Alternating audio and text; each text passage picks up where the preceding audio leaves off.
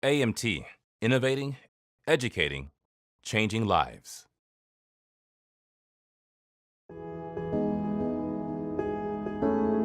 Ryan's just a likable little guy. He's a happy-go-lucky kid.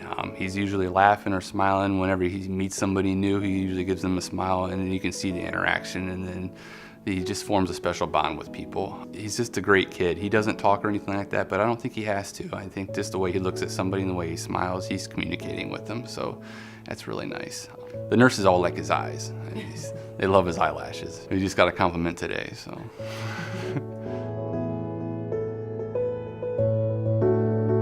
Ryan is 6 years old right now. He came into this world a little early. He was born at 24 weeks. He was 1 pound, 10 ounces. You could take him in my hand, you could put him in my hand, and he would hang out there. He was on a ventilator for quite some time, about 3 months. He spent a lot of time in the hospital. It was 4 months before we actually got out. Early on, he was having trouble with the feedings. So it's kind of, as a parent, you want to feed your child, and that's one of the most important things is nutrition for them to grow and be healthy. So after some unsuccessful attempts at nursing and then through the bottle, they started easing us into the thought of a feeding tube. They had actually a couple parents come and talk to us. They showed us a feeding tube. They had the surgeon come down and explain how the steps, what would happen for Ryan to get the feeding tube. The early experiences were kind of nerve-wracking.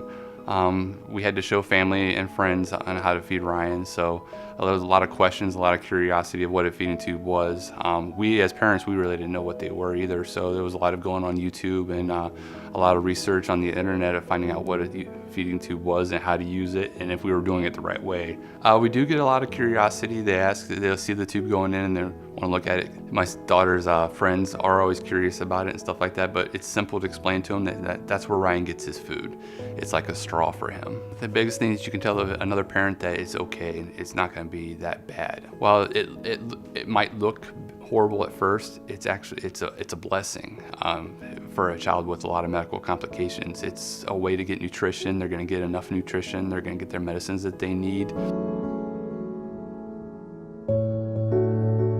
Ryan did start off with a competitor's G-tube, and one of the concerns we had as parents, Ryan always had to sleep on his stomach to be able to sleep at night. We were worried about him aspirating at night, so if we put him on his back, we were worried about if he would throw up, he wouldn't be able to control it. And we actually experienced that one time, and it was pretty scary because he threw up and we could hear him gasping for air. So after that, we had him sleep on his stomach, and the competitor's G-tube was just so long, and we wanted it to be more comfortable for him to sleep on his stomach because you could actually see the indentation in his stomach after the day. We were really happy with the AMT G-tube button.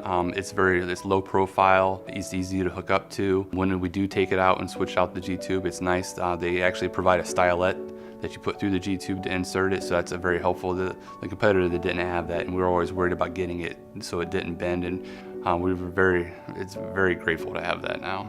It's just an all-around good button. It's like I said, it's a low profile, it's easy to use. When it comes out, when Ryan likes to pull on things, so if it pops out when he pulls out, it's easy to put back in. The kits are simple, it comes with everything that you need now, so that's great. When we're out and about, nobody really knows that it's there. The only thing that they usually see is the actual feeding tube going to his pump. So as far as it's very discreet under his thing, so it's nice that a lot of people don't know that he actually has a feeding tube.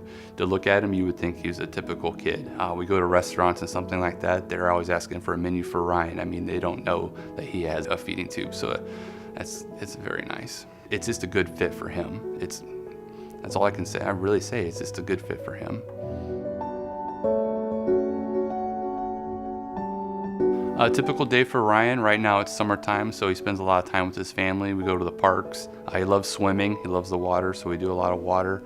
On Fridays we go to therapy. He does OT and PT. Therapists are very excited. He's standing now with assistance with a walker and a gait. So we're very excited about that. And then this year he's transitioning from preschool into kindergarten. So we're excited for that. He's going to be going to a new school, so it'll be pretty exciting. So he goes to school, he comes home, plays with his sister. He likes to laugh and giggle when she's running around the house. She loves to make him laugh. She'll tickle him, she'll give him kisses. It's the cutest thing when she just walks up and gives him a kiss. So it's kind of nice as a parent to see that.